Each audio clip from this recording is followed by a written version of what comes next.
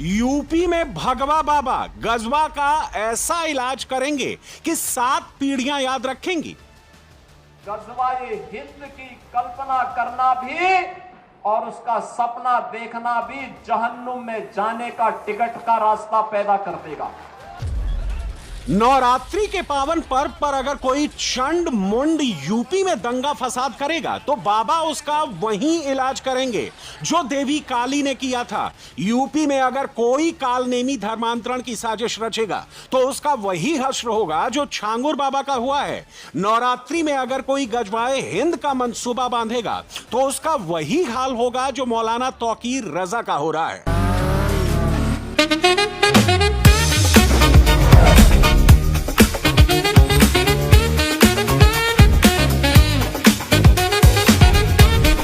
Pure technology that is built for your every sense. Acer Pure from Acer. Navratri, Dussehra, Diwali पर जिसने भी दंगों की साजिश रची वो तो जाएगा ही, उसकी 7 पीढ़ियां भी याद रखेंगी। बाबा की पुलिस ने क्या इलाज किया था?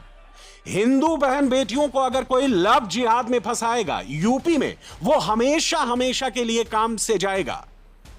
और इस्लाम का अनुयायी कहता है कि हम बुत परस्ती का विरोध करते हैं, उससे वे नफरत करते हैं, और दूसरी तरफ आई लव मोहम्मद कह करके अव्यवस्था और आगजनी तोड़फोड़ का सहारा ले रहे हैं। उन्हें मालूम है ये शारदीय नवरात्रि है, विजयादशमी का पर्व है, और शारदीय नवरात्रि को अगर अव्यवस्था पैदा करोगे, चंड मुंड बनकर के कार्य करोगे तो मां भगवती कभी बर्दाश्त नहीं करने वाली है।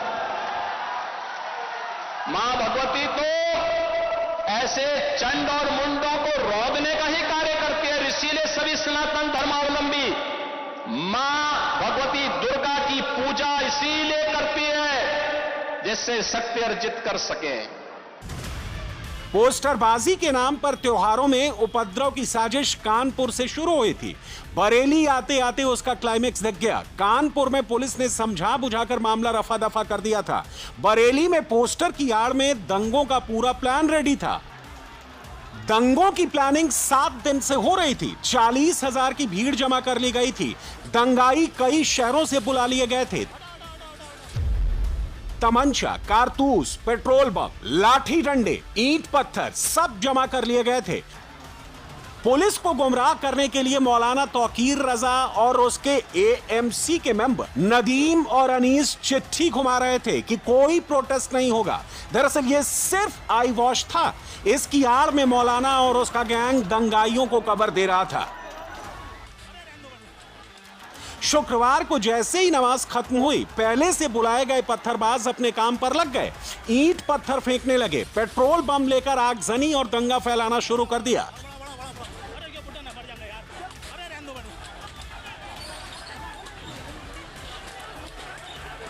बरेली में 4 जगहों पर दंगाइयों ने पुलिस पर हमला कर दिया। मौलाना का गैंग मान बैठा था कि पुलिस उनकी चिट्ठी पर इत्मीनान कर चुकी है, लेकिन पुलिस को कानपुर से लेकर बरेली तक कई जगहों से इनपुट मिल चुका था कि बरेली में 2010 जैसे दंगों की साजिश रची जा रही है। पुलिस की व्यवस्था टाइट थी।